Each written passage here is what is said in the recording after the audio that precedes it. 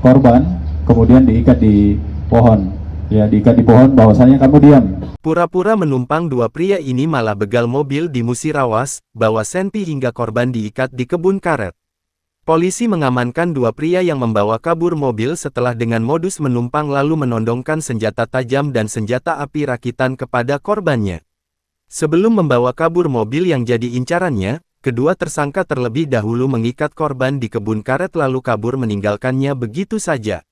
Peristiwa tersebut dialami oleh Tirwan warga Desa Sukadana Kecamatan STL Ulu Terawas, Musirawas, pada Senin tanggal 11 Maret tahun 2024 sore sekira pukul 15 WIB di Dusun Pekalongan Desa Sumber Asri Kecamatan Sumber Harta.